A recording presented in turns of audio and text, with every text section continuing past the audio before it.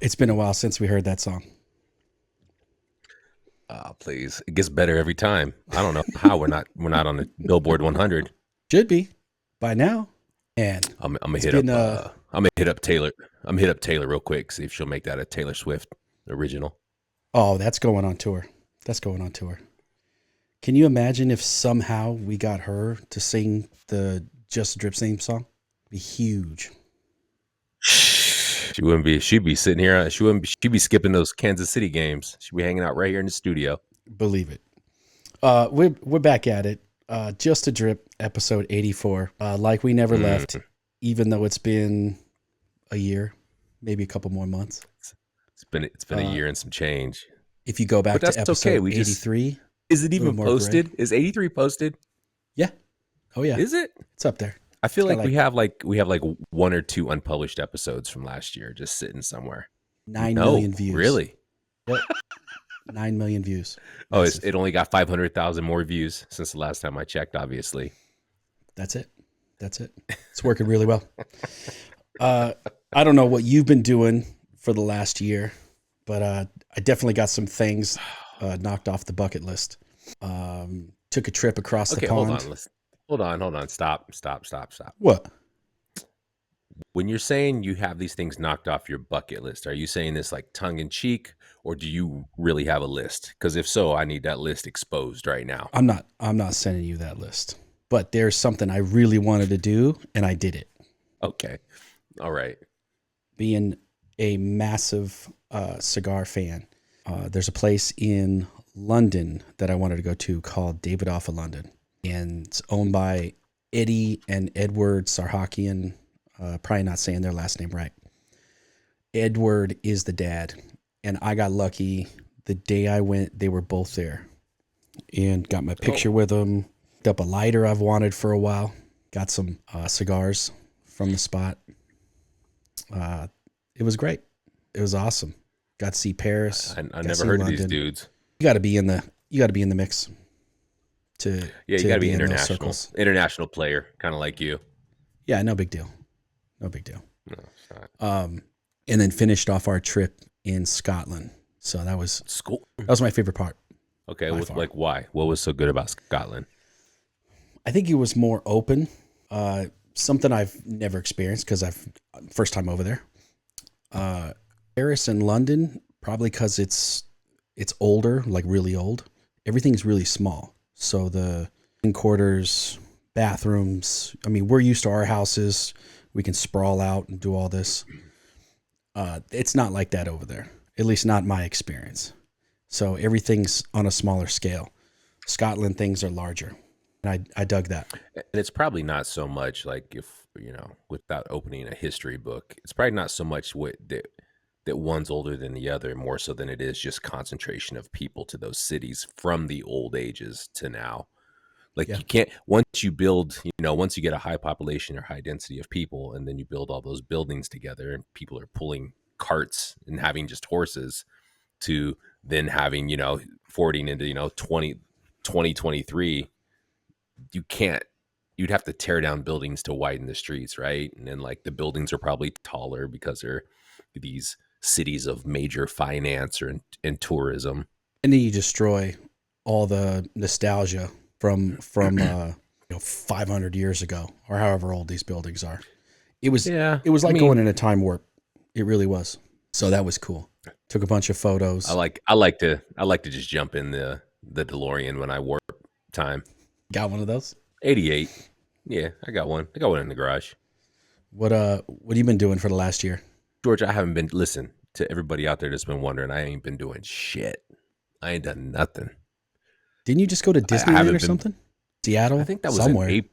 That was in April. That was in April. I Oh, went to Disneyland. Yes, I did do another Seattle trip. I'm pretty much like an honorary citizen of Seattle. terrible. They love it. They like when I show up. I drink all the coffee and all the beer. Good. Good deal. I'll tell you what, Seattle. Let me tell you something about Seattle.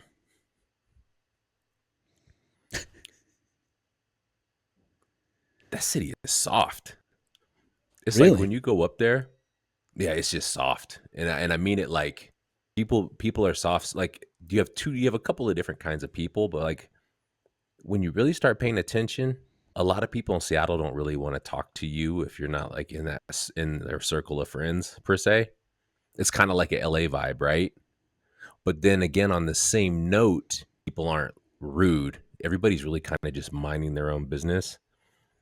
And people in general are like just I don't know, like I bumped into a dude in a coffee shop. I turned around, I was like, "Oh, hey man, my bad." And the guy was just like there was no like he wouldn't even make eye contact. He was like looking at the ground. And I was like, "What is going on in this city?" It's a very Would you scare him? yeah, I guess so. I Jesus. guess so. I don't know, bro. I'm old. I'm old. I'm a damn near a senior citizen, and people still scared of me. That's true. Let me tell you one funny story though about Seattle. It was 2 weekends ago, and we're out there. It was our last day. It was a Sunday morning, right? We getting ready to go walk around a little bit, grab some coffee, whatever, get some souvenirs for the kids. We go walking out the hotel, right? We like walking, getting ready to get into. No, actually, we didn't take Uber. We just went walking. So we're like about a half block from the hotel. I look over. JD Gaff got on a Raiders hoodie. I said, "Oh, you gonna wear the Raiders hoodie out?" She's like, "Psh, I don't give a fuck." I said, "Oh, okay." We walk about 3 more blocks. I see a couple dudes in Browns jerseys, a couple dudes in Seahawks jerseys. I go, There it it's goes. it's NFL Sunday. It's NFL Sunday, right? And there's a game being played here today. She's like, so what? I don't care about these teams. I don't care about any of these. I just like the hoodie. Well, I wasn't paying attention, but I guess we got about 5 more blocks down the street. Some dudes behind us, I guess, was like, "Is that a fucking Raiders jersey?" The guy's like, "Yep, sure is." So she tells me this. We duck into this store, right? It's like got a bunch of like just shirts and hats and stuff, all the Seattle teams. We buy like each of the kids a hoodie. I'm gonna change. I said, "What?" She goes, "I'm gonna change hoodies. I don't have time for this crap." What did She she put on think was just a going to regular happen? Seattle hoodie. I don't know. I was laughing because when we left the hotel, she wanted all the smoke. Yeah. And then when the fire showed up, she was like, "Nah, I'm out of here." Nope. So they called her bluff. So if you see That's JD funny. Gaff wearing a jersey, yeah, if you see her like a hat, she got like LA Dodgers hats, and like New York Yankees hats. I don't care about the team. I just like the logo. I like the way the hat looks. Yeah, but if you go in other cities, like if you're wearing a Yankee hat in New York, totally fits. Dodger hat in LA fits. Listen, she doesn't. Yeah, that's not. She'd be straight up wearing like. I'm just like, come on. Like even like the worst part is like Seahawks Raiders. It'd be like wearing a Chiefs hoodie around in Vegas or LA right now. It'd be like wearing a Giants hoodie down in Dallas. You know what I mean? Like you got to be ready. I would say 3, 4 years ago, it made no sense in Vegas. Now that we have an No, NFL team, a hockey team, I know your favorite WNBA team, wearing those outside jerseys aren't bad at all.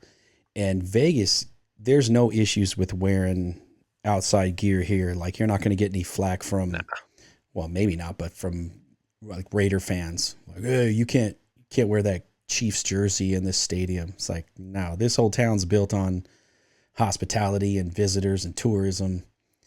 I'm happy if the Please, whole stadium's red. this town is Cowboys, Seahawks, 49ers, a lot of Niners, a lot of a Bears fans.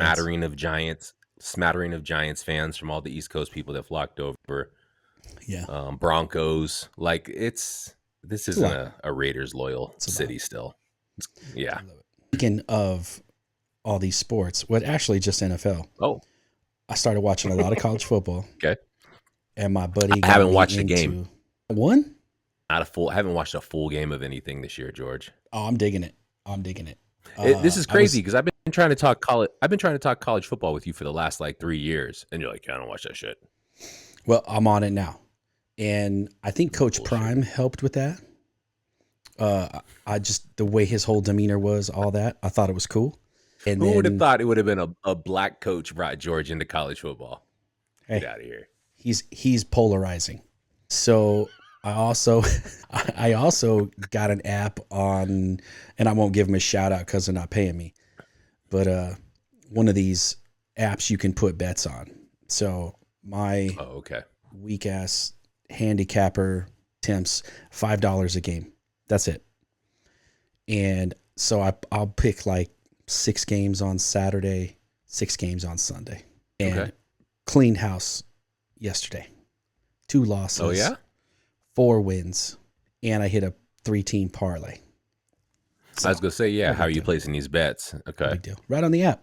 What was who was your no? But I meant like when you said you're picking like 6 teams. So I'm like, are you doing straight ups?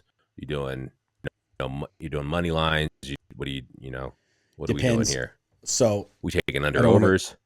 I don't want to turn this into the podcast or the handicapper's corner, Just but the points? I normally bet against the spread. So let me pull this up. Mm-hmm.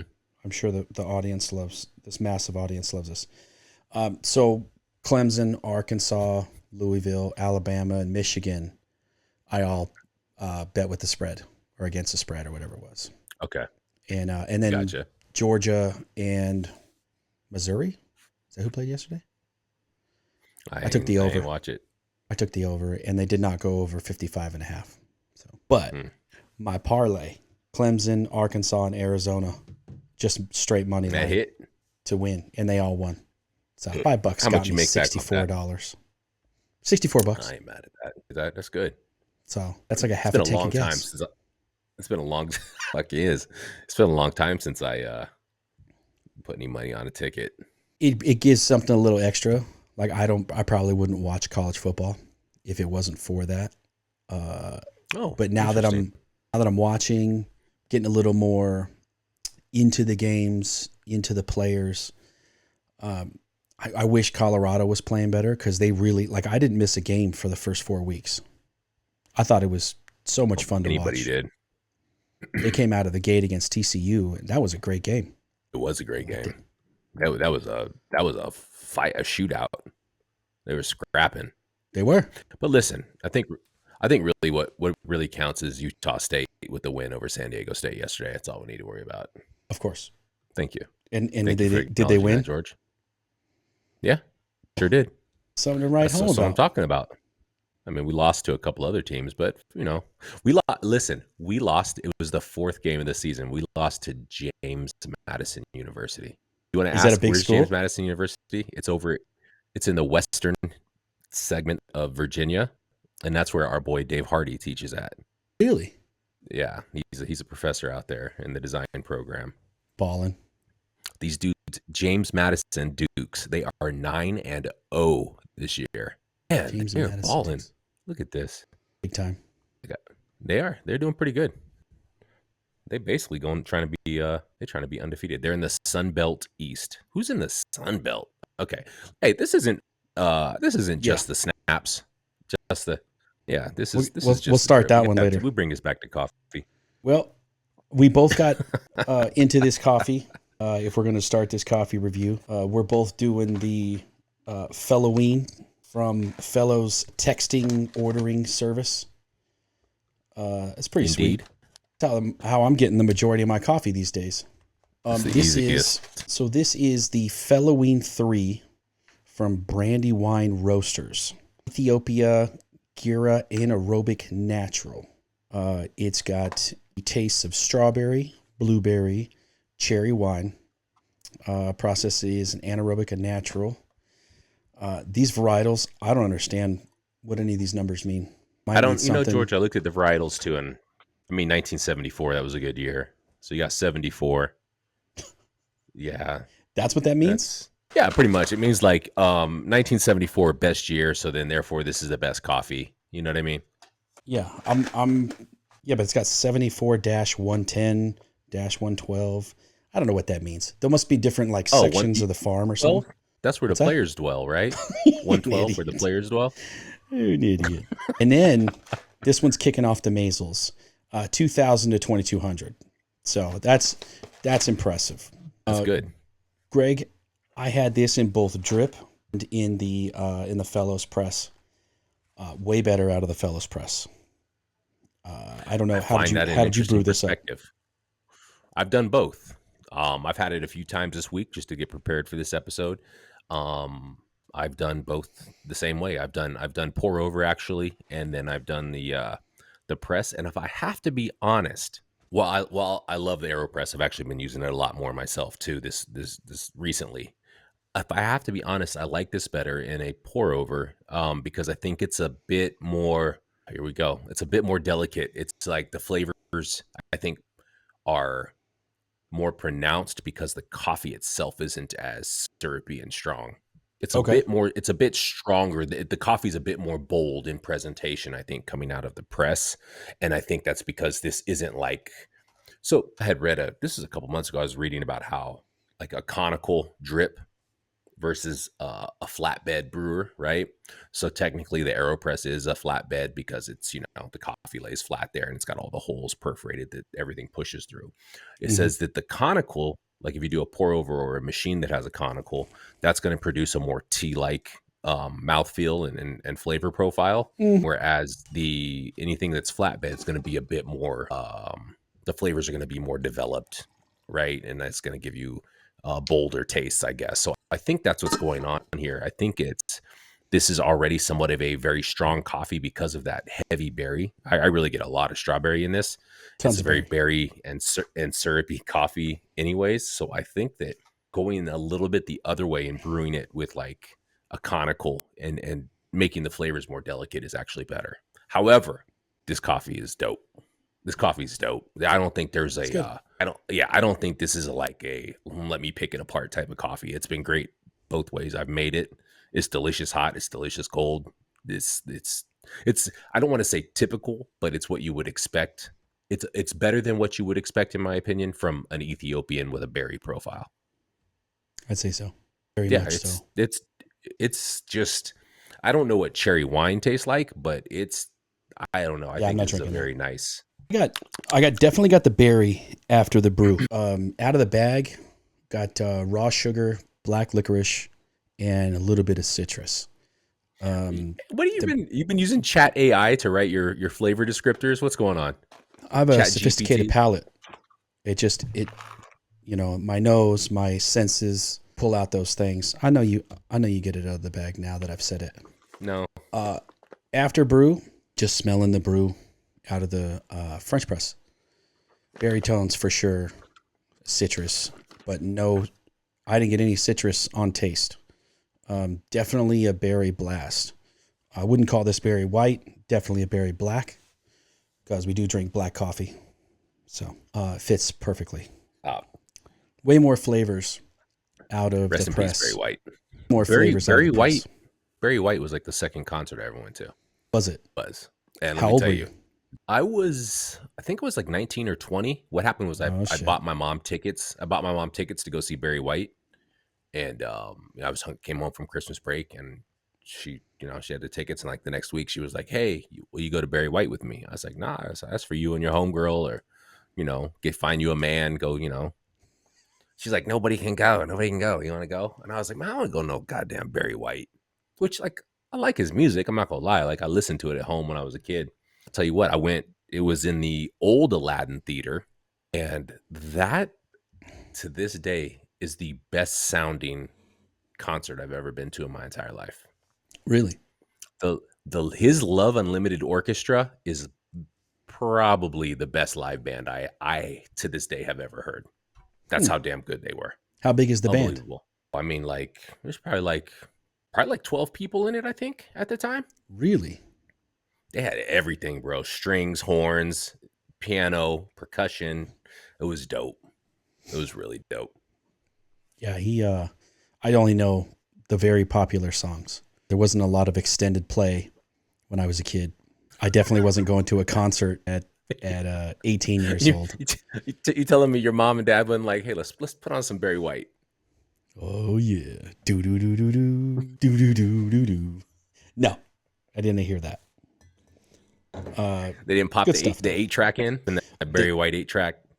they did have 8 tracks, but they didn't have that one. Damn it. Now, I know we're going to get into this later because you found a great article. This is a 12-ounce bag.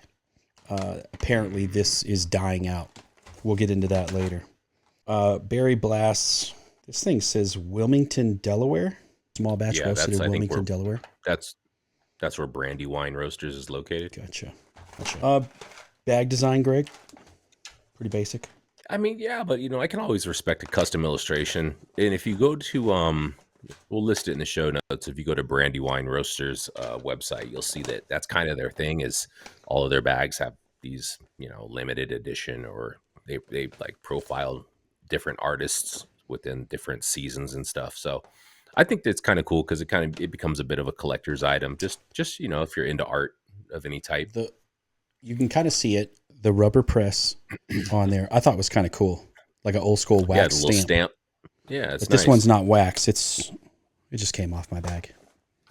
It's definitely some kind of rubber material, but I thought it was pretty damn cool. Great wine, tastes great, or sorry, great coffee. Oh shit! I Just had the cork. I had quite a bit of wine yesterday. Oh boy, we're not shocked. So I don't know.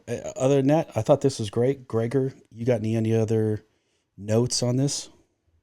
No, this is a solid coffee from beginning to end. Halfway through this bag right now. Yeah, it said I don't think I got the Felloween 2. I remember getting the first one. I don't think I got the second though. Is your wax stamp gold? It looks like it's gold. Yours looks silver. Oh, you got a different stamp. No, Get closer to the camera. I think what happens is when you order, they go, "Oh, yours has a ghost on it." Damn. Yeah, because that's the Fellows logo, isn't it? Yeah, I think they just rank according to good customer versus bad customer. Good customers get the gold. Yeah, I got The mine ones first. the ones that give customers customer service problems, they're like, up, give that motherfucker a silver. Identify him in the future. Exactly. George, I keep every bag of coffee. Do you really? Like we over here, we doing. You gonna put that on the wall? Let me dig to the bottom here, see what we got. Like I don't even remember doing this one. Yeah, I've been thinking I'm gonna build like a backdrop of coffee bags. I like it. Hold on. Here's another Brandywine. We were just talking about the artwork on them. Oh yeah, okay, I see it. Yeah. I like that. That looks good. It's got the little fellow kettle, and then the Carter mug right there. A little product placement there. So this is a collaboration with Brandywine Roasters and Fellows. I'm assuming. Yes, correct. Because that one had the Fellows logo too. Shout out to Brandywine Roasters. We'll put details down in the description of where to find them online, and go pick up a bag. Hit them up. You ready to get into this news, Greg? My favorite part of the show. This is good stuff. This is it, bro. I live for the news. This is good stuff. All right. Let's see. George, looks like you're going to be carrying the news on your back technical here. difficulties. Technical. So I am on Snoop Dogg launches Indonix, whatever. Indo XYZ. Onyx Z, Indonesia specialty coffee line. It's got to be great to be Snoop Dogg. You spend 2 decades in music. You build a persona and a brand, and the next 2 decades, you just attach your name to products and make millions of dollars. I'm mad at him at all. Love the color of this bag. Rapper, cultural icon, business mogul, Snoop Dogg just dropped coffee like it's hot. The guy writing this is incredible. Rolling into specialty coffee industry with a new brand of Indonesian coffee products called Indo XYZ. I said it wrong first. Sorry, it's just Indo XYZ. Yes. The Dogfather partnered with Indonesian coffee entrepreneur Michael Riyadi for the sourcing, roasting, and production of whole bean, pre-ground, and ready-to-drink cold brew products. Incredible. I would get my hands on that. I've got a few I got a few questions here. Oh, yeah? So I'm on the website, and like at the top, the marketing video, it looks like it reminds me of the Corona ad he did with whatever. I don't like they're on. It's like it looks like some people in Brazil on a beach With Andy Samberg? drinking. Like how many 22-year-olds go to the beach with a cooler full of iced coffee? Mm. You know what I mean? Yeah, like none. That's got to be infused with some kind of liquor. It says it's Fuel the Dream, and Fuel the Dream is one of the so it's Indo XYZ and Fuel the Dream. So there, it's a partnership. And why is it called Indo XYZ? Like I'm just wondering about the I think initially what it's does an that mean? Indonesian coffee. What's the XYZ besides the domain? I have no Like the idea. suffix or the. I have no idea. They're calling it And so Indonesian then, coffee products. got it. I think the interesting thing too is we go down here just below the promo video, we have their partners, right, or distributors. And it's interesting because most of these are Las Vegas properties: Vidara, Virgin Hotels, Las Vegas, Aria, Resorts World, and then you've got Albertsons, a grocery store. Does And then does you've this got mean I can get this at Resorts World? that's what they're saying. I'm gonna have to try that. I haven't And seen then it. they've got a Erewhon, which is that place where like you go and you buy like $40 salads in LA. It's like the Big Brother. Have you not heard of this place? Never heard of it. So it's a Erewhon is a grocery store in LA. It's a grocery store chain. I don't know if there's more than one. There probably is. There's probably like three. But it's literally you go in there and it's you go and it's like, oh, a $25 bottle of water. The whole concept is you have to be basically you got to be rich to shop in there. Like if you think you're actually going to do grocery shopping, otherwise, like you go in that joint and you are legitimately dropping. Oh, you think you're getting a loaf of bread? Like that's some weird artisan bread that's like $28. It's crazy. I wonder how much. Yeah, I'm with I wonder how you. much what the price point is here. I don't know. I didn't click So if on we that. go to the shop page, $40 for 12 cans. Is that good or bad? I have no idea. I don't know because I don't. My math is terrible. 40, 12. That's $3 a can. I guess that's not bad. The 18 production bucks for value. a bag of beans. How much? 18.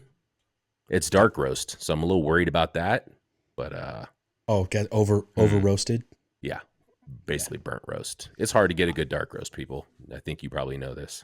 Yeah, I've gone through this video a couple times now. I have to say, an eclectic group of 20 somethings going to the beach and sipping cold brew coffee does not sound like anything I've ever seen in my life. Kudos to the swimwear selections. Yeah, it's a very odd commercial. But yeah, Oh, you like that guy's trunks? of course, exactly. On to the next news. Oh man! All right. David Beckham makes coffee with a La Marzocco Linea Mini. Now, here's the funny piece about that, and I had to put it in my notes here. You go over there and you check out what this Linea Mini is. It's a $6,000 home coffee machine. $6,000. Did we talk about this before? No, Like at the we've end talked of the about other season last year? machines. No.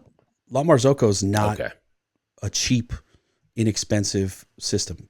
A lot of the coffee shops carry the big dog that has a bunch of pour spouts. I don't know, espresso spouts. It's just wild that this is a story because he's got one in his house, like $6,000 outside my range of coffee makers, espresso machines. Yeah, same. And apparently it's shown in some documentary that I'm not going to watch. Pretty crazy. We pull up, let me see this Marzocco Linea Mini. It just blows my mind. Like $6,000. And I wonder too, if they didn't like send him one, say, hey, we hear you're doing a documentary. Why don't you pull a couple shots out of this for the show and we'll let you have it. Because, you could bend it like Beckham, but are you going to brew it like Beckham? How's that going to work? So if you want to brew it like Beckham, it's going to cost you $6,000. $5,900. Look at that. I feel like somebody needs to cut you a check for that one. They should. I could see it already.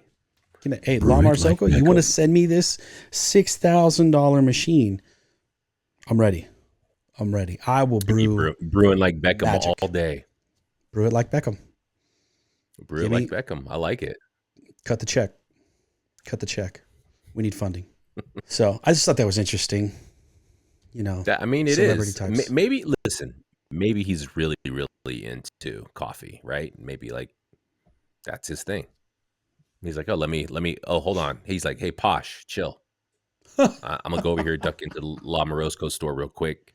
Just cop a little $6,000 little mini, little Enia mini. And she's like, What color? you know, What color are oh, you getting? oh, please. I don't know what Got, colors are available, but I get red just to be obnoxious. I got red on the screen right now. You're right. It's You know what I'm incredible. saying? Suwoo Brew. Suwoo Su- Brew. I don't know what's up. brew it like Becca with the Suwoo brew. They gotta get that. That's a good one. On to our next news source. First African farmer owned coffee reaches UK stores. Blue Tarako, the first African farmer owned coffee brand in the United Kingdom, has arrived in 99 stores across the country with its 100% specialty Uganda Robusta coffee. Ugandan Robusta coffee, which is graded and roasted by UK award-winning baristas, has a strong, smooth, and nutty flavor, while naturally containing double the amount of caffeine as Arabica coffee. Hmm. And I had to look that up because I feel like we've talked about this before. Because We did. This was a while back. Yeah. most of the Robusta is espresso roasts. He's using Robusta. Yep. Yep. And then I looked it up, and Arabica, the most popular coffee bean type, averages between 1.2 and 1.5% caffeine. The Robusta bean coffee bean boasts an average of 2.2 to 2.7. So it is double. And I thought that was good to know, which is why these people Yeah. are getting But caffeinated. I think what's interesting about when you talk about this, like, so I know my body looks forward to caffeine on a daily basis. Like, I understand that part, but it's not like I would go, and I really need caffeine. Time to grab a Robusta. What I mean, like, I'm just gonna brew the coffee that I know it tastes great, has those flavor profiles I want, and what caffeine comes from that is what caffeine comes from that. Like, I'm not on this whole trying to measure out how much caffeine I get per day kick. Right. Sometimes I'll brew a cup with just 10 grams of beans, and that's it. That's all I have for the day. Sometimes I'll have, 3 times that amount. So, like, I just think it's strange that I guess maybe there's some people out there that they're really just drinking coffee for that caffeine and that sugar fix, and that's like what Starbucks Oh, kind of caters to. yeah. Yeah, I know, but they're not there for the flavor profiles. They're not there something that's actually enjoyable. They're there for that sugar high and that caffeine high mixed together, I think. And so I think that's probably why you end up with at the bottom here, George, it says that, Robusta tends to be more bitter. Yeah. Is that why most of the time when you get an espresso shot from somewhere, it's absolutely terrible? I think you have to cut it. That's why sugar plays a role. Well, and that's why like cortados I think are enjoyable. I But don't put that being sugar in the said, cortado. That's no, with the me cream. neither. That's what I'm saying. But that being said, I've had some cortados before where they're just abysmal. It's the worst. Like the cream's not helping anything. That coffee was trash to begin with, regardless. You know what I mean? What do you do? Yeah, nothing at all. But that is one of my favorite things to get. You turned me on to the cortado.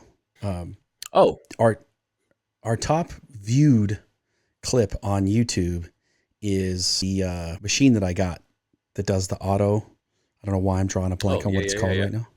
Because you own it and you need to talk about it. Because I have it. I walk by it every day. Uh, but now when we have, I talked about this when I got it. Everybody likes to call me into the house when it's time for coffee because apparently I'm the best one to push buttons because it's all push button. There's no prep. There's no dealio. There's no steam and coffee. And I just come in. I fill the container with oat milk or half and half or whatever. Push a button for latte, cappuccino, and it does everything itself. But I'm the best at Okay. doing that. So it's ridiculous. I mean, somebody has to do it, George. Kicking everybody out of this house. I kind of wanted to go back to what you were talking about in the notes here. You actually kind of glossed over this. The irony of everything in Europe usually tending to be an espresso shot with hot water added to create an Americano versus a drip coffee or Yeah. anything to that effect. So I just want to know, like, why is it called an Americano? Was it popularized in the Americas? Like, what is the history of the Americano? South America, maybe. Tell them to get off our dick. I'll let them know. I'll call You know South what I'm saying? Africa, Yeah. South America. Let them know. No, not them. Stop Not them. playing. England and Scotland. They need to know. They need to. Guys, A maybe Scoticano. that was a penalty. Maybe that was a penalty after we kicked them out. Right? We were like, hey, thanks for like bringing us over here. It's really nice. Y'all got to go. Yeah, y'all got to get out of here. I will say, every place we went. As a parting gift, here's some espresso with hot water. No cafe in Paris or London, and I'm trying to think. Scotland might have had drip coffee, but Paris and London, no matter what cafe we went to, it was an Americano, espresso, boiling hot water, and you just cut with a little bit of cream. It got me drinking Americanos over here, and I've been drinking them ever since I got back. Tasty. That used to be my go-to when I was first initiated into drinking coffee from Starbucks. When it first was a thing, I would just get Americanos. I don't think I could do it though, unless again, it's got to be a great shot. It has to be pulled. I'm sure. Just got to pull a good shot. This next one, and this is coffee that you and I won't drink. I don't even know. I probably drink water if I saw this, because I see a lot of these in hotel rooms, and I'm reluctant to get this. Espresso and Pete's agreed a settlement on capsule trademark suit. I can't believe that you could. I understand the trademark of initially creating pod coffee. I get that if you're the first one and you file and all that stuff. But apparently these two created pods that are similar to each other, and one sued the other one. Anyway, it's settled. It didn't go into the details of how much it was settled for, but Nespresso was the first. They claimed Pete's took their shit, and Pete said, "No, you guys are faking." So it's not good coffee. It's good for people that think they don't have a lot of time to make coffee. They don't really care about flavor. I agree, and I just, we've kind of come to terms with having to let people love their bad coffee if that's what they want, right? Yeah. I think this is interesting because I'm reading this and I'm like, I wouldn't honestly, if you put those pods down in front of me without the Pete's logo or the Nespresso logo on the foil top, I wouldn't know and I wouldn't care. No. Like, meaning like if that pod showed up and somebody be like, oh, where's this iconic pod from? I would probably just say Keurig off the rip because I don't know different shape. I get Keurig is flatter, I guess, huh? It's bigger. It's like the more of a disc. Looks bigger. It's like yeah. And these are more like cups, little cups instead of little discs or whatever like Keurig is. I don't know. What gets me is I think Nespresso was pissed because Pete's made a container that fits in a Nespresso machine. But what gets me is if you go into the coffee aisle of any grocery store, you've got Keurig brands from all these different coffee makers. So it makes me think that these other coffee brands, do they pay a royalty back to Keurig to use their design pod? Right. There's some type of royalty or licensing, right? Something. Or the other way around is Keurig simply, somewhere there's got to be a deal getting signed with, hey, you can put your coffee into this. So did Nespresso trademark the actual design of their pod prior to Pete's making the same size shape pod? It says copyright infringement. Does that mean trademark? I thought copyright had to do with text and brand, like visual identity, not with structural, like you know what I mean? Like this, like a mug like this, right? Like you can't copyright. You can copyright this on the mug, I guess, but the mug itself, that would have to be trademarked, that shape. And the trademark would have to be around how it functions, what makes it unique. So I could see there being a trade. Well, this does say Nespresso and Pete's agree to settle capsule trademark suit. Or would it be a patent? And then in the notes, or underneath, it says lawyers on behalf of Nestle-owned Nespresso and California-based Pete's Coffee say they have come to a settlement agreement on a 19-month copyright infringement case.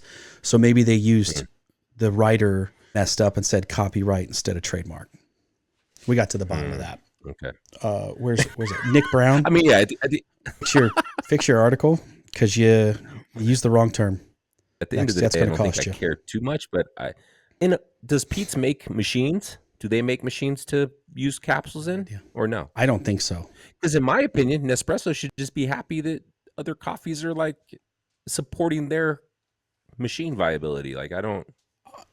If you have a Pete's coffee lover out there, but you have an espresso machine, why would you sue Pete's Coffee for bringing in people to sell more machines? Exactly. I want 500 coffee makers making pods for my machine so that I sell a bunch of machines. It's ridiculous. Exactly. This could all be for publicity to sell Nespresso machines. Who knows? Coffee McGregor, this last one you put up here, and this is a big one. No, George, I think I was text messaging you furiously yesterday about this one. You were. I couldn't. So this hits on a few different levels. So I don't know how many of you out there are, I mean, probably most of you. That's why you listen to us, for our expertise, our insight, right? Our industry knowledge. And, a standard bag of roasted coffee beans tends to be 12 ounces, or I think 340 grams, I think is the alternate measurement. Yes, 340 You're correct, grams. Gregory. 12 ounces, 340 grams, right? So when you're buying 12-ounce bags on the regular, sometimes you'll notice in these text to order or emails with their coffee promotions in them, they'll be like, hey, this right here, specialty coffee, it's only $30 for a 10-ounce bag. You're like, whoa. Time out. Why would I want a 10-ounce bag? I'm used to the 12-ounce bag. So Pete's, I think, kind of helped shed some light on this situation with this strange approach that some of these roasters or resellers are doing here. So Pete's Coffee, they're based out of, I think, like Oklahoma or Missouri or something like that. You're calling it Pete's, but it's PT's. It's PT's. I don't know why I was saying Pete's, so my apology. PT's Coffee. They have like a buffalo illustrated head. Big news. We've transitioned our standard bags from 12 ounces to 10 ounces. What? Like, the reason I'm supposed to be excited about that. And they've introduced refreshed packaging across the board, from coffee bags to shipping boxes. That goes on to say, as you know, we've been forced to raise prices in the last few years as our costs have increased, particularly for essential items like green coffee. Rather than leaving the door open to further price increases, we decided to reduce the size of our standard bags to make them more affordable without sacrificing much volume. We're also responding to market forces, as a 10 ounce is the preferred size for various distribution channels beyond our website through which people discover our coffee. So, George, before I really go in on this, you have any thoughts about this announcement, this shedding of light? Cereal business has been doing this since I was a kid.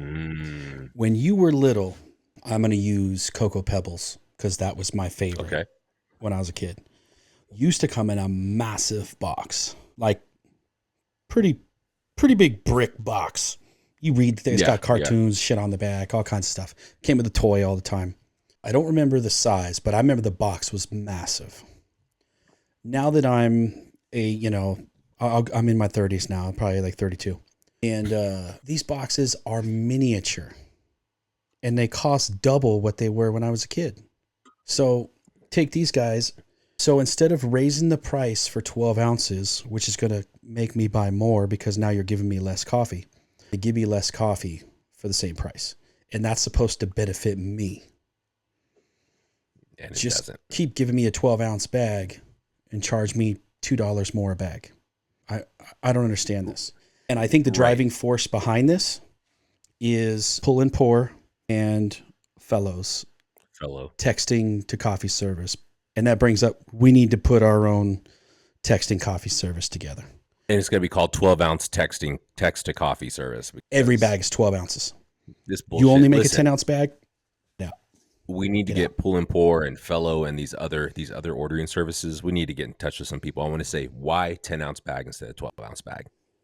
Is it a price point thing? Because if you text me and you're gonna say you're gonna try to sell me a 10-ounce bag for $30 instead of a 12-ounce bag for $35. I don't understand that. And $5 shipping. And then there's the $5 shipping on top of that. It's Now, nuts. unless there's something in this, is there something in the shipping industries where once you go above 10 ounces in weight, that it exponentially gets crazier in price? I don't know Because it doesn't because seem like it from what I've seen. when I order from Fellows and Pour, it's normally 2 bags at a time, and it's the same. Right. It's the same shipping price, so it's $5. Yeah, I don't. It's not double.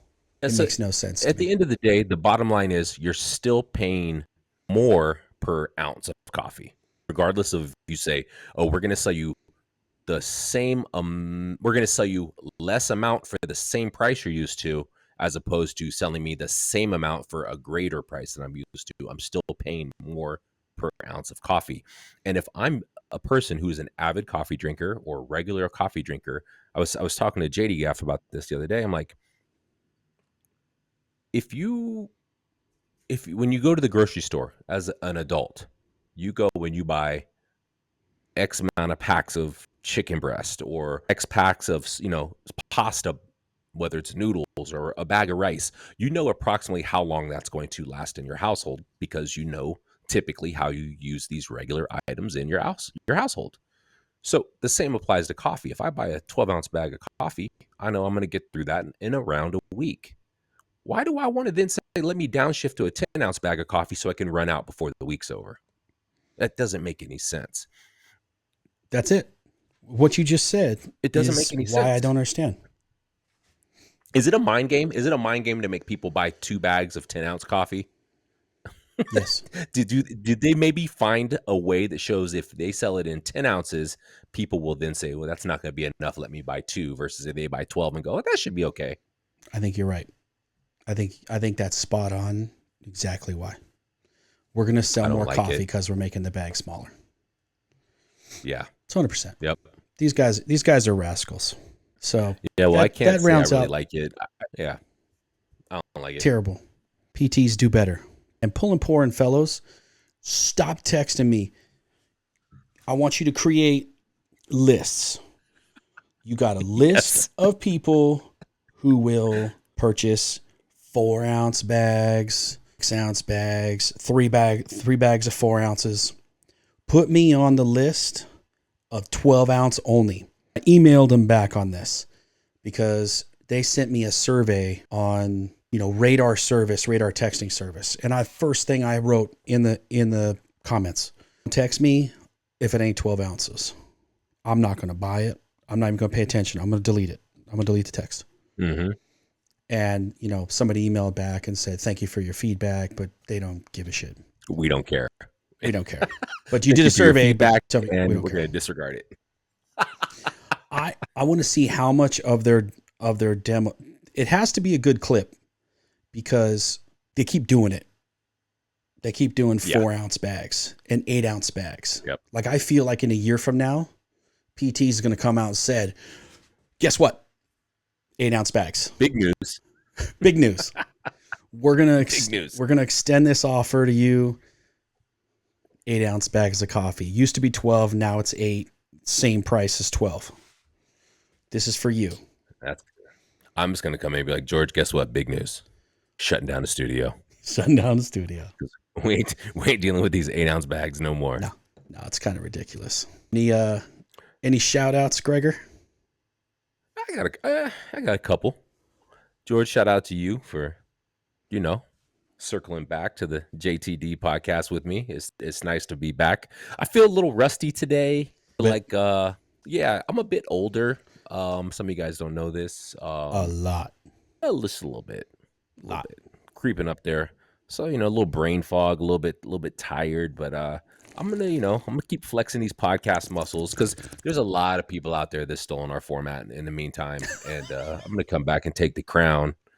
Another shout out to your boy Earl the Pearl up there in Seattle. I saw him when I was up there. We kicked it for the evening, went and saw a This Is Important podcast live show with the former cast of Workaholics. That's their podcast. So let me tell you something. They're funny. They are funny as shit. So here's the thing. So I buy the tickets, we go. It was me and JD Gaff, and then Earl and his wife. And went and had dinner. Went to a little cocktail bar, had a little warm up. Go in there. We the oldest motherfuckers in there. I was like, wait a Really? minute. I'm like, wait a minute. This show came out like 12 years ago. Like Kids. it debuted like in 2010, 2011, right? Yeah. But then I started thinking about it, because I'm sitting there thinking like, okay, the youngest people in like I would think the average crowd would be in there. It's like mid 30s was what I was thinking. No, everybody, I would say 90% of the people in there were in their 20s. So they were 10 years early. old, 10, 12 years old watching these guys. Absolutely. So then I came to the conclusion that Tight butthole. what it is with Workaholics, it's not them, it's not the cast, it's the humor. The level of the humor stays the same. It's not like like what did we grow up watching? Like, I don't know. I can't even think of an old TV show, but that's TV. Like if a TV show you watched in 1988, like let's say the A-Team. How about the A-Team? Oh yeah, the Fall Guy. That's a very new movie's coming out. The Fall Guy. They're making a new one. Yes. So that's a very generational TV show. Like just you don't see, like my son ain't gonna be like, oh man, that episode of A-Team where B.A. Baracus lost his shit. No, they're not gonna be talking about that. So Workaholics, I just was assuming would be the same thing, but I'm realizing it's not generational. The show's not generational. The humor is age relevant. So it's college humor, So 10 years from now, like the kids that weren't even born when the show came out, they're going to be on that Workaholics time, because that humor is still very relevant to that exact age group. That first season was the best. It's my level of humor. I still say this, and I know it's been said other places, but I remember the clip in the episode where I think Durs asked what's his face, like, hey, you got any cash? He goes, I quit carrying cash since I charged to the game. That would have been Blake. That's Blake. He's always saying charge it to the game. and I heard that, and I'm like, it's like the funniest shit, but it sounds like something we would say. It's so terrible. 100%, it's so good, man. That's so good. A great show. I love that show, man. It's a fantastic show. I'll be honest. Like the podcast it started out pretty damn funny, right? And then it's kind of like our podcast, right? I think it's the opposite. I think we start out a little rusty, and then we get to the news. We're firing on all cylinders. And they were firing, exactly. They were firing on all cylinders, and then it kind of just started to kind of just slow down. Did it? And so they went for an hour and a half, I think, though. Instead, like usually their podcast is an hour long. They went an hour and a half, whatever. But it was good. It was worth it. Tickets were like $70 or something like that. So not too bad. Shit. You said 70? Yeah. And then 70. Yeah. How many people were there? It was packed. It was sold out. Whatever. Macaw Hall. I don't know how many that seats, but it was sold roughly out. Looking around. A pretty big theater. I don't know. 200 people? Yeah, honestly. Oh, no. Way more. It's like $1 billion. We're talking about the thousands. 1,000 people? It had to be in the thousands. Yeah. That's $70,000. Let's see. Macaw Hall seating capacity 2,891 seats. So almost 3,000 people. It was packed. That 70 times that is not every ticket 70. It's not like first come first serve, right? No, down below they were like 130 on the floor. So let's say $100. We need to do a live show at Just the Drip. It's $280,000. I think they're hitting like 20 something cities this fall. So they're paid. They did that. That's incredible. Good for them. How many do you think Just the Drip would sell on a live show? Oh, we need to go to Allegiant. I'll probably call up old boy at MSG and be like, yo, we need the Sphere. Let me get that Sphere. Let me get it on a Sunday in January. Sell it 18,000 people. 8,000 people. Hook the graphics up. We'll make you and I like massive heads on the screen, stuff moving in. F1 couldn't. It can't even hold a candle to the tickets we're going to sell. No, 18,000, and we'll just scale them up. That's a lot of people. That's how many seats in there? Yeah, the Sphere. Yeah, it's amazing. That's more than I thought it would seat. Yeah, I haven't been there. Anthony went too and said it was amazing. It is, and I'm not a concert guy.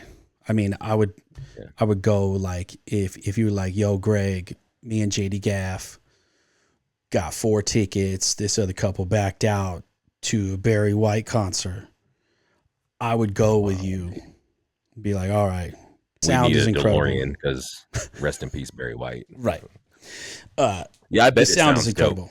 The sound is next level. Hmm. Really is. Okay. It's something else. I'm gonna have to go But one of these days. It's gotta be something worth for me worth go. You know me, I'm not trying to drive that direction, so oh, I know. it's gonna have to be worth it. And I got to give a. I don't remember the name of the person that bought the tickets, but family friends of ours shot us a text and said, "Hey, we got 2 tickets to see you two. Can you make an offer?" And I know we talked about this. I know the U2 big songs, "Streets Have No Name," one, those ones, whatever. Joshua, Yeah, I think no, Joshua's that's my Tree was favorite. the big one. Yeah, that's the only cover I can see in my head, I think, is the Joshua Tree album cover. I guess they paid a good amount of money for these tickets, and I threw what I thought, and they ended up taking the offer for much lower, and I was happy after the concert was over, so it's good. It was $100 a ticket. Why didn't they go? They just couldn't make it? They double booked. They double booked an event that they could not get out of, so they bought tickets for 2 weeks later. Shut the hell And up. these tickets were bad. Like really. Hold on, we though. were front, third level, very front, like right over the edge was the only thing in front of us. Wow. Are they, as you two, doing like a series of concerts, or are they a residency, or what's going on? It's a residency because I think they have to build Mm. all the visuals. They just signed on, I think, for 14 more shows.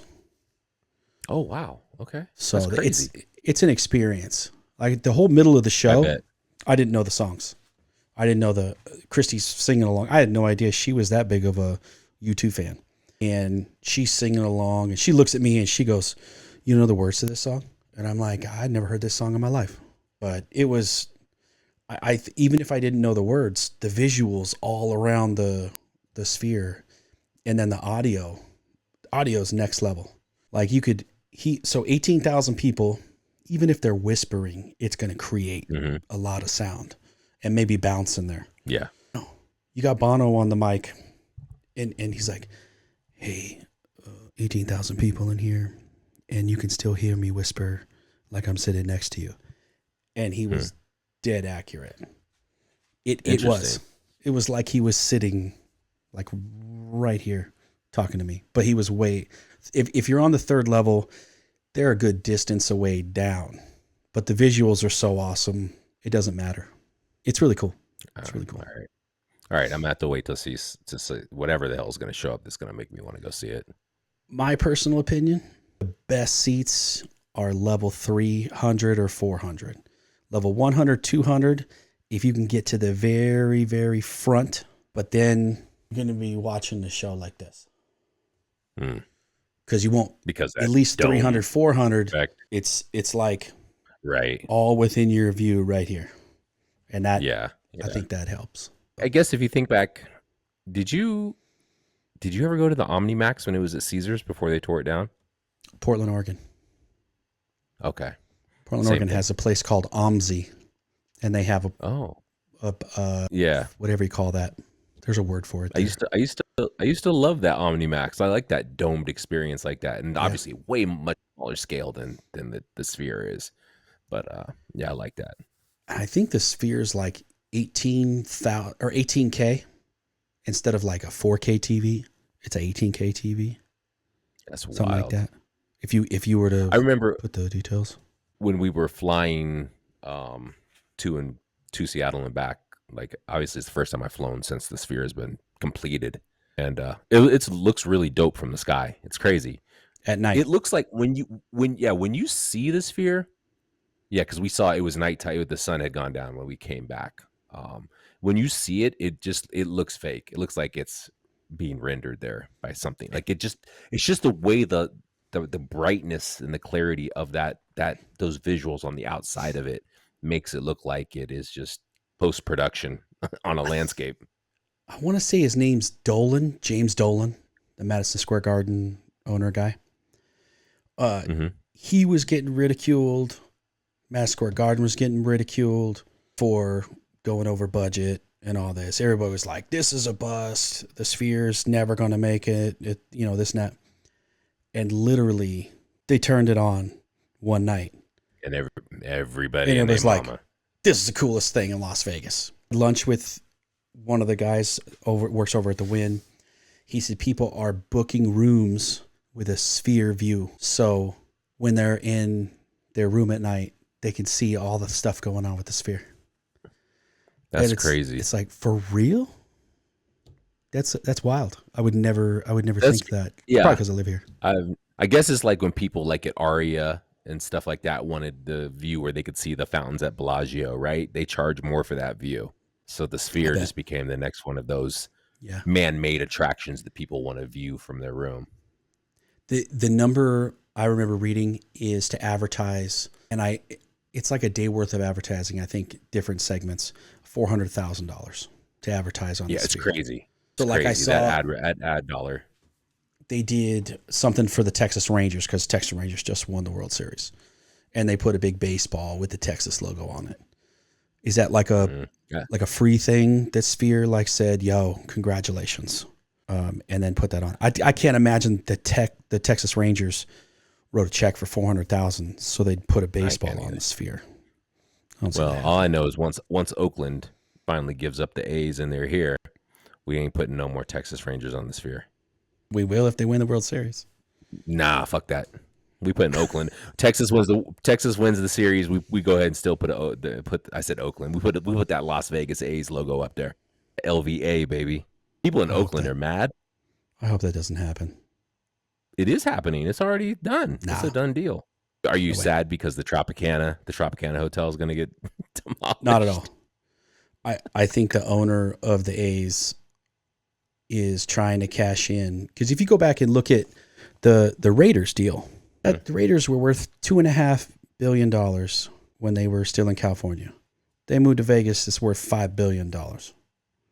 So the A's are worth $375, not million, $375. They moved to Vegas. That franchise is going to be worth $4 billion, and the owner just gets to cash out. He's going to sell it to some group, some Magic Johnson and his people already own the Dodgers, but some other large group like Bezos.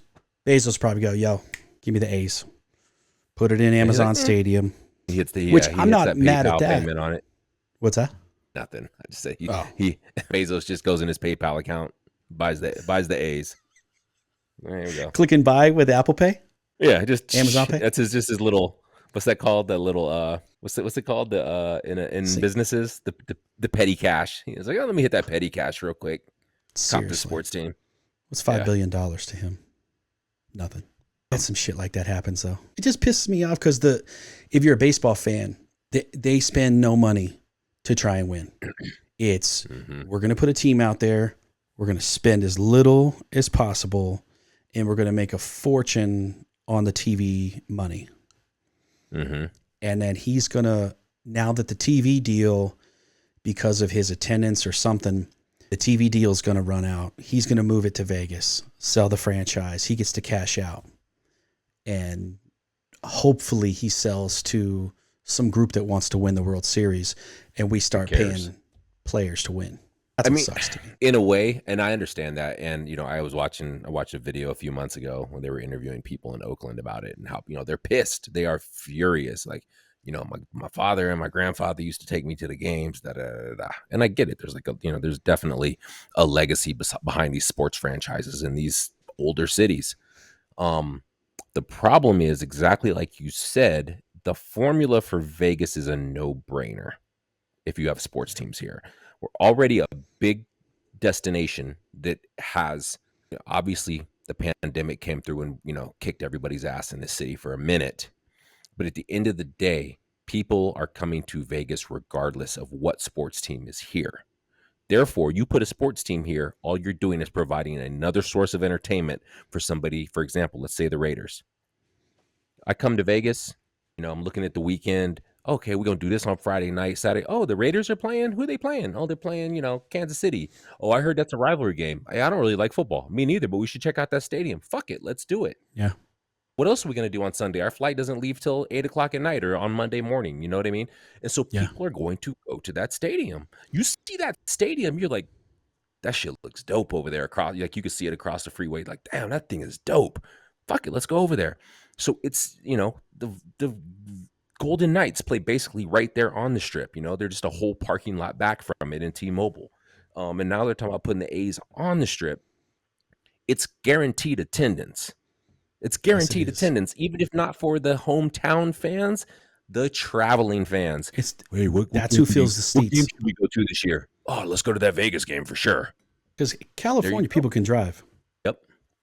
Motherfuckers from Boston and New York will hop a plane in a minute to come over here. Like they don't give a shit. People will come to Vegas. I hope So I hope he sells the team to somebody that wants to win. Because you can't he cut. probably will. You're probably right. The Raiders just got rid of the coach, trying to fix things. The WNBA won for the second time in a row.